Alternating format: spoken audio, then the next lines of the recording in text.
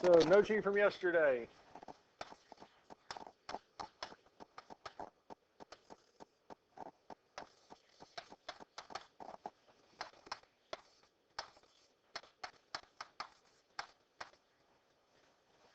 So, first problem we're looking at today is this one here. 4x over x squared minus 9 is equal to x minus 1 over x squared minus 6x plus 9 plus 2 over x plus 3. Now, the first thing we need to do before finding restrictions, looking into that, or seeing what we need to multiply everything by, we need to make sure all three denominators in this case are factored as far as possible. Now, x squared minus 9 does factor, and it's actually going to be a difference of perfect squares.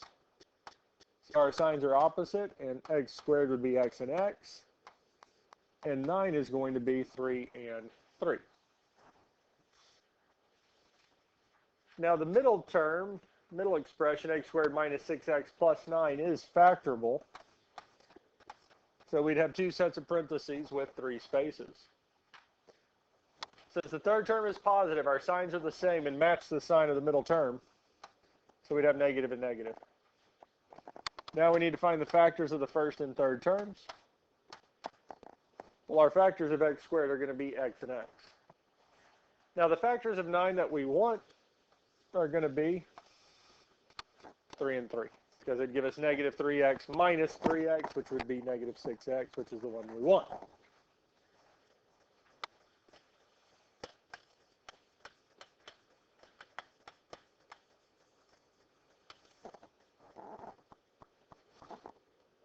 Questions on how we factor to do this? Now, we do have 5 different expressions, or not 5 different, but 5 expressions in the denominators. But incidentally enough, only 2 of them are unique.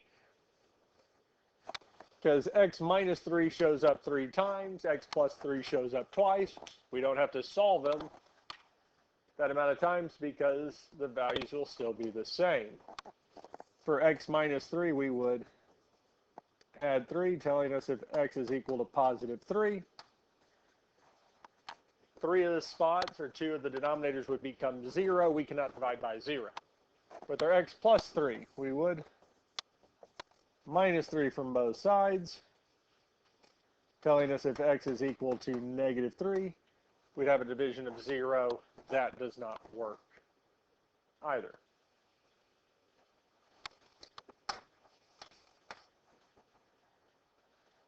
Questions on how we found our restrictions? Now we need to figure out what we're going to multiply everything by. I'm just going to move this down just a hair so I have a little more room. But what's one of our expressions we can multiply this equation by?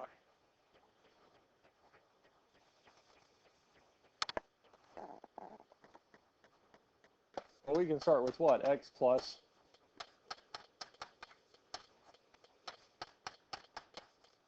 x plus 3, because we don't necessarily have to find the full expression all at once. We can if we can see it, but we can also apply one at a time. So if I multiply everything by x plus 3, on the far left, the one x plus 3 on bottom will cancel with this one on top.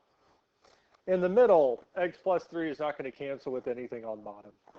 And on the far right, our 1x plus 3 on bottom will cancel with this 1x plus 3. Now we still have denominators. And one of the denominators that I see remaining is x minus 3. So we can multiply everything by x minus 3. Now on the far right, here, nothing's going to simplify because it's already simplified. In the middle, one of the x minus 3's on bottom will cancel with this x minus 3 we just multiplied it by. And on the far left, one of the x minus 3's on bottom will cancel with one of the ones we multiplied it by on top. Do we still have a denominator? Oh yes, we still have that middle x minus 3, so we actually need x minus 3 twice. To get that last x minus 3 in that middle expression to cancel. So this time we had an x minus 3. One of those terms show up twice in a denominator, so we had to multiply everything by it twice. Questions on this here? Now what that leaves us with is 4x times x minus 3 is equal to x minus 1 times x plus 3 plus 2 times x minus 3 times x minus 3.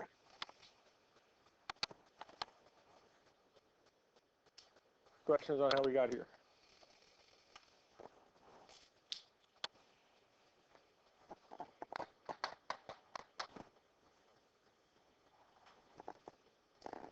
Now we need to start simplifying these parentheses. So on the left side, our 4x times x is going to be 4x squared.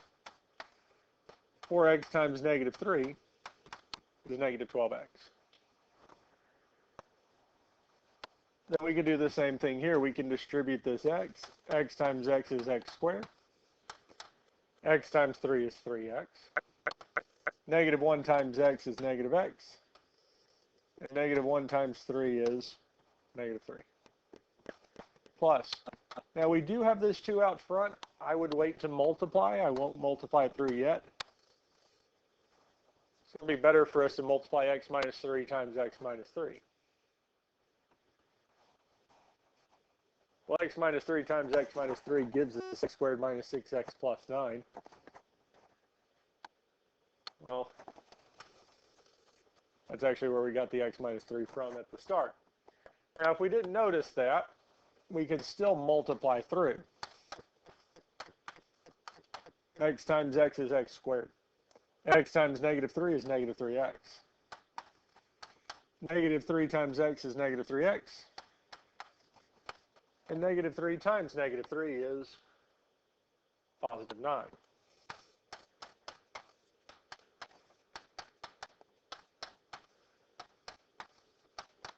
And when we go to combine our like terms here, negative 3x minus 3x will indeed give us the negative 6x we wanted. Now I also went on and combined the like terms in our first expression. Our 3x minus x would give us positive 2x. Now because there's not a number or term in front of them, we don't necessarily need the parentheses. We can have them at this point.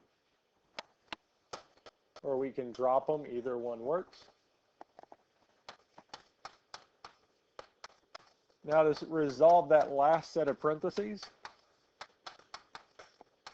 we need to distribute this positive 2 through. 2 times x squared is going to be 2x squared. 2 times negative 6x is negative 12x. And 2 times 9 is going to give us plus 18.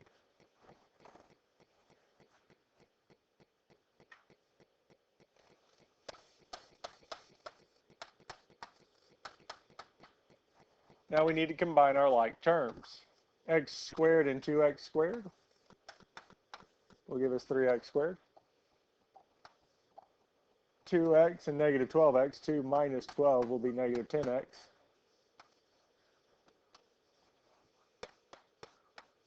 And lastly, negative 3 plus 18 will give us positive 15. Questions on how we got to this point? Now we do need to get this equation equal to 0 because we do have x squared. We have those quadratic terms. What can we do to get that?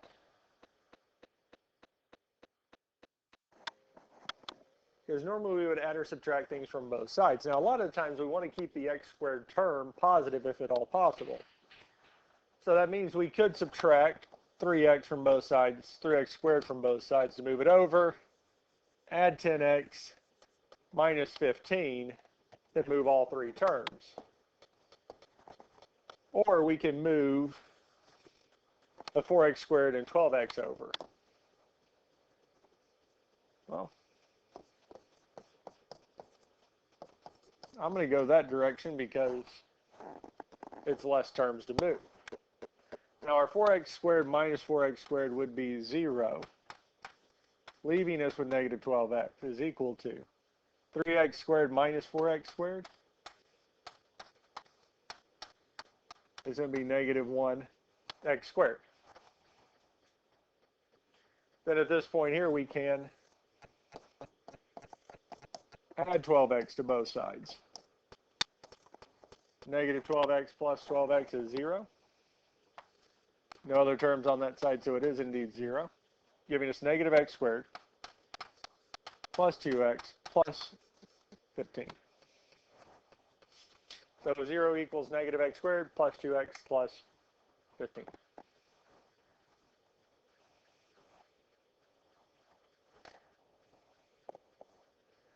Questions on this here? Now this is factorable, but we're used to factoring when the number in front of x squared, our a value is positive. And that's easily fixed.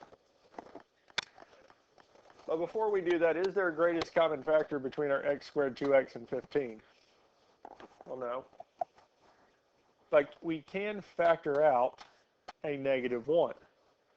Now, dividing everything by 1 isn't going to do a whole lot. We'll still have the x squared, we'll still have the 2x, and we'll still have the 15. But because we factored out that negative, the negative x squared is going to become positive. Our positive 2x is going to become negative, and our positive 15 is going to become negative.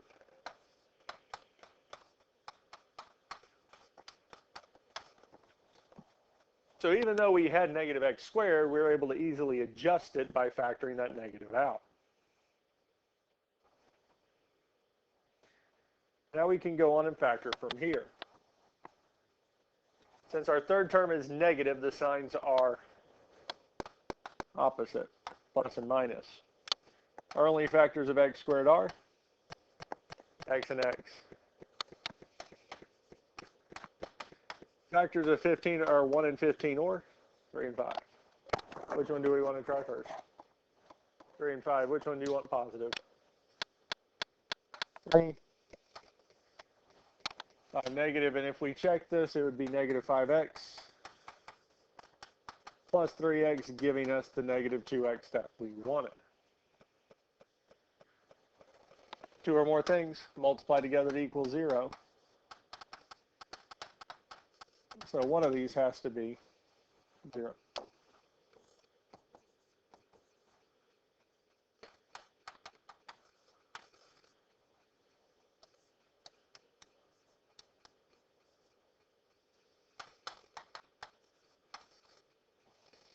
Telling us that x is equal to negative 3 and x is equal to 5. However, one of these is a restriction, and that would be. So we mark it out because it is a restriction, it does not work, telling us that the only solution is 5. Questions on this here?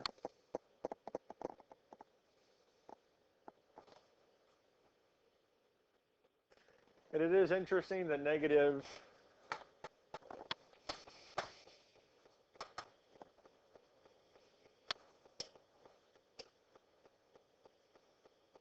no, I'm still thinking from earlier.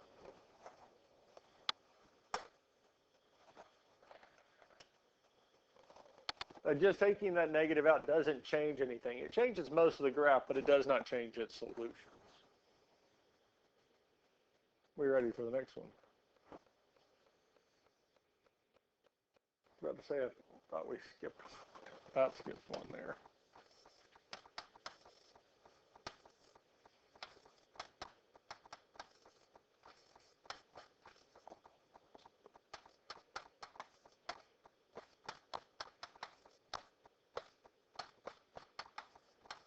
Now the nice thing is that our x squared minus 4 actually factors to x plus 2 times x minus 2. Because it is a difference of perfect squares.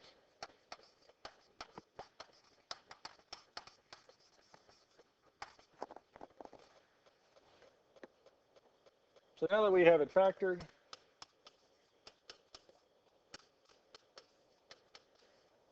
our two main expressions in the denominators are x plus 2 and x minus 2.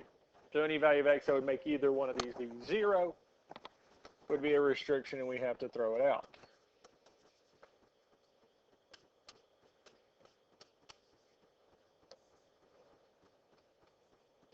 And as we saw both of these here, we see that if x is equal to -2 or x is equal to +2, we have a restriction, and those do not work.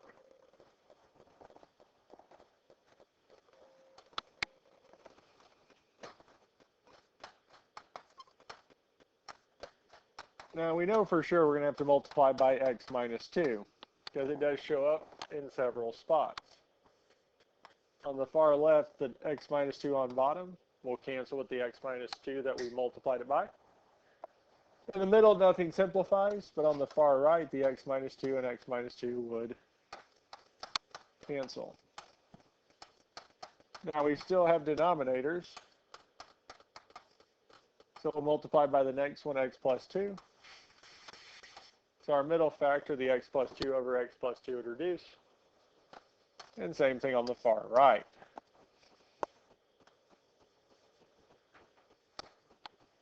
And what that leaves us with is 9 times x plus 2 plus 6x times x minus 2 is equal to 9x squared.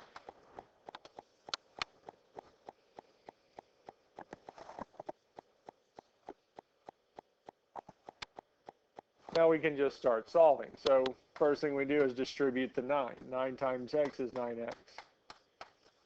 9 times 2 is going to give us plus 18.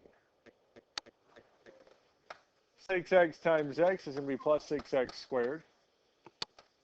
And 6x times -2 would be -12x. Now we do have some like terms on this left side that we're going to combine. 6x squared doesn't, so it's just going to be 6x squared. And 9x and -12x, 9 minus 12 would be -3x. 18 doesn't have any like terms, so it's just plus 18 equals 9x squared.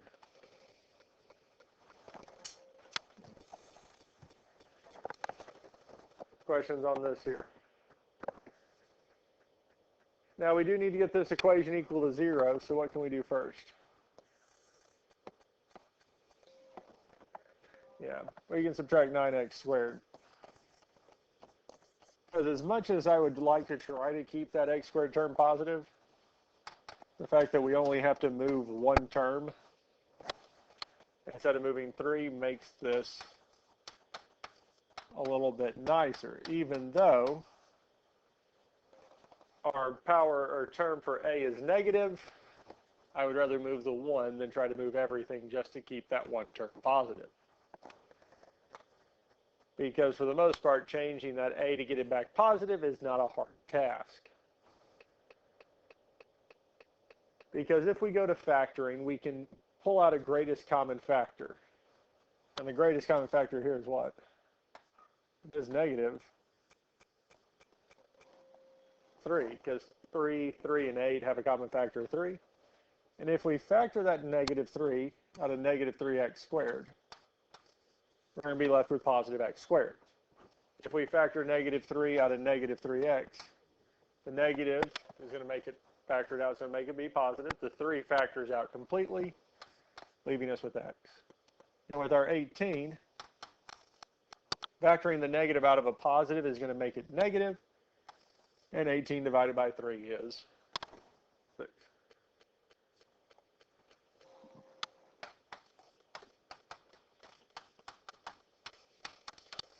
Two sets of parentheses with 3 spaces. Since the third term is negative, the signs are opposite.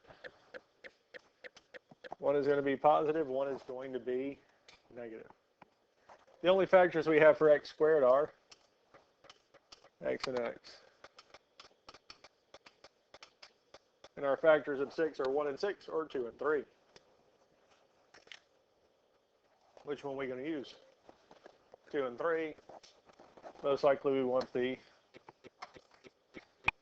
3 positive, and if we do check, x times negative 2 is negative 2x.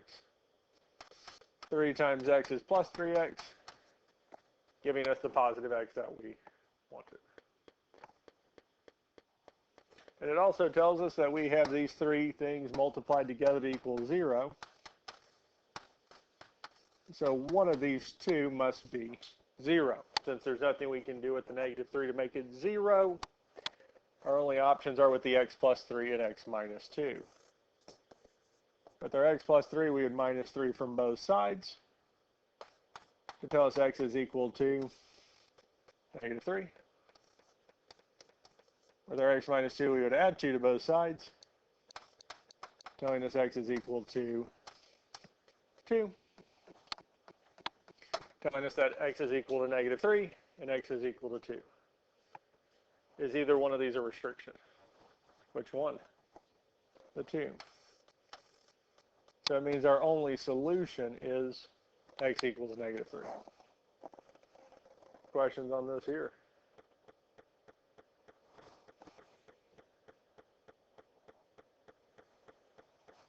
Let's look at one more.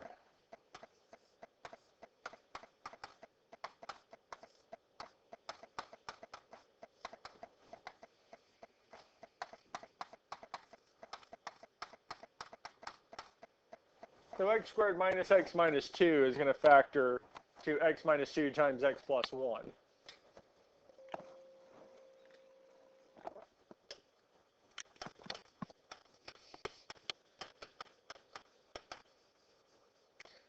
Now our restrictions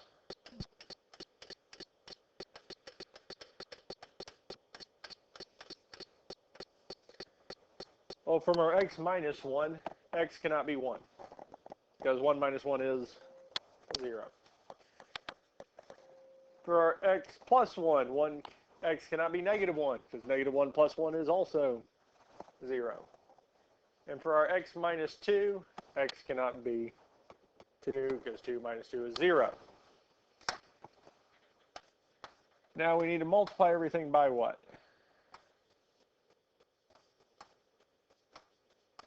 X minus 1,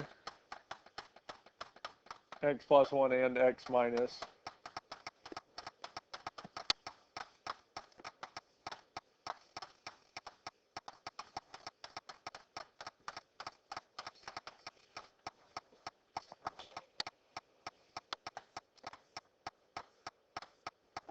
on our first rational expression, the x minus 1 and x minus 1 would cancel.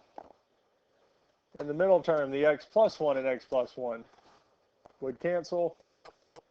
And the far right, the x minus 2 and x minus 2, x plus 1 and x plus 1. So all the denominators simplified.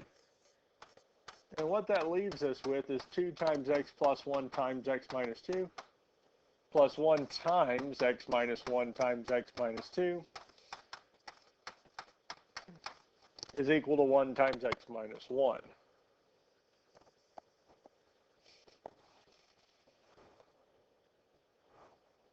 Questions on how we got to this point here?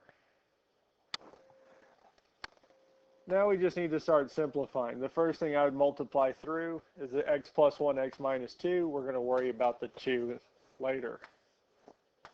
And that would give us x squared minus 2x plus x minus 2 plus. Now we're going to multiply these two out. X times x is x squared. X times negative 2 is negative 2x. Negative 1 times x is negative x. And negative 1 times negative 2 is going to be plus 2. Now on the right-hand side, that x minus 1 is the only term. So we can just write it as x minus 1. We don't need the parentheses.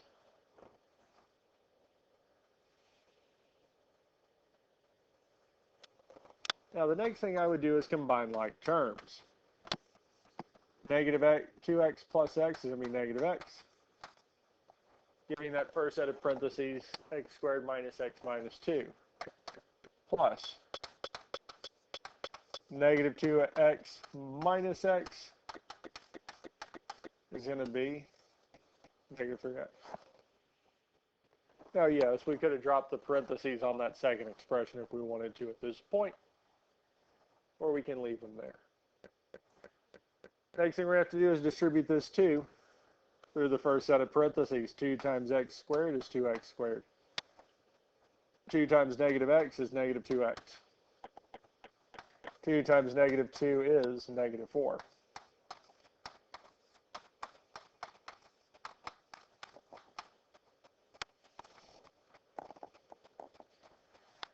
Now, before we start moving anything, we can start actually combining some like terms. 2x squared plus x squared is 3x squared. Negative 2x minus 3x is going to be negative 5x. And lastly, negative 4 plus 2 is negative 2. Now that we have the like terms combined, we can start moving our terms from one side to the other. So one of the first things we can do is subtract x. 5x minus x would give us negative 6x.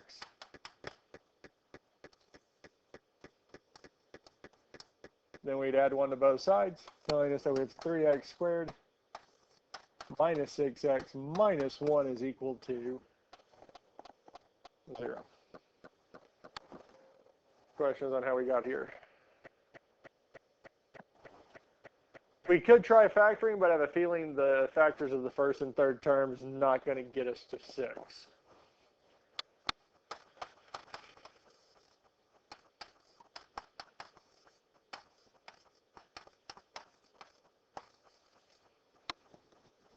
So we're going to most likely have to use our quadratic formula.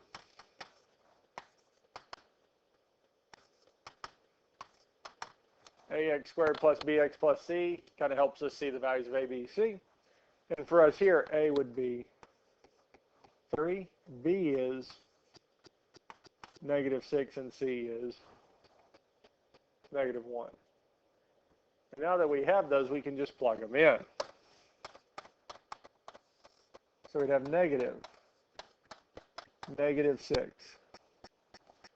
plus or minus the square root, so b squared is going to be negative 6 squared, minus 4 times a, which is 3, times c, which is negative 1,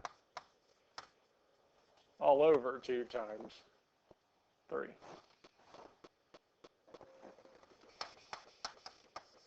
Now our negative 6 is just going to be 6. In the denominator, 2 times 3 is 6. So there's a good chance there might be a common factor we'll have to simplify out eventually. It's just going to depend on what happens with the radical. Inside the radical, we have negative 6 squared minus 4 times 3 times negative 1. So I'd grab the calculator out, say negative 6 squared minus 4 times 3 times negative 1.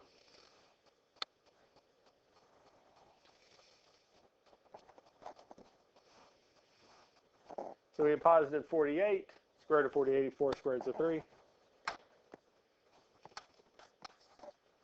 So we do know x is equal to 6 plus or minus the square root of 48.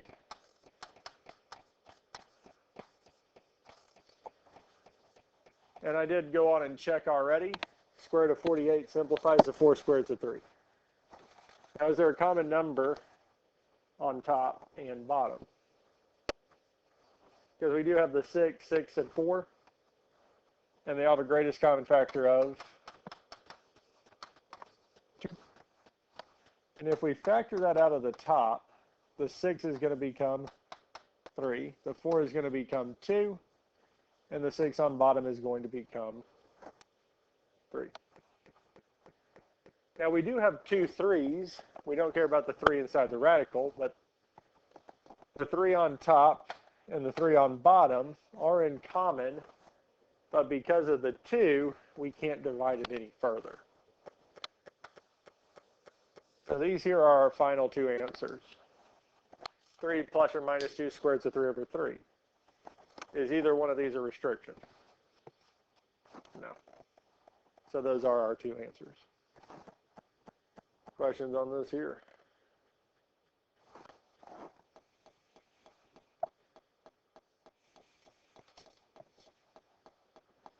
That's it.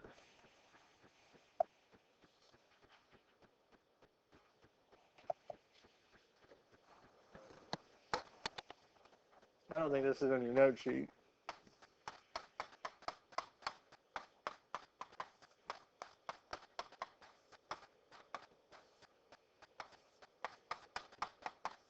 Now we know our restrictions are going to be positive, negative 2. And when we multiply here,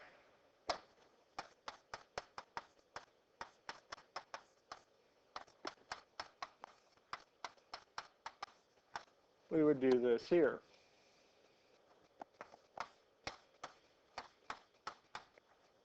Left side, everything factors. On the right side, x plus 2 and x plus 2 would cancel, leaving us with 8 times x plus 1 is equal to 2 times x minus 2.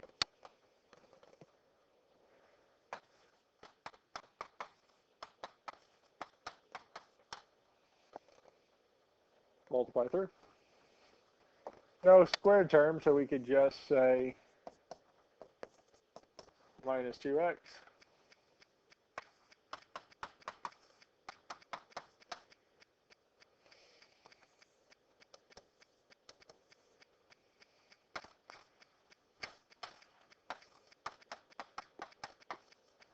Negative 12.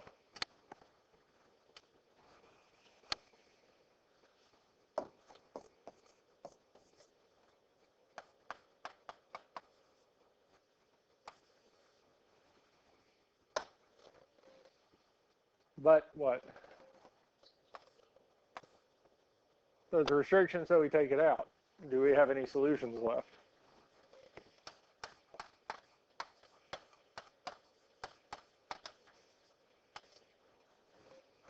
There's no value that works. Because the only solution we got, or the only solutions we got, were restrictions, and we had to remove them.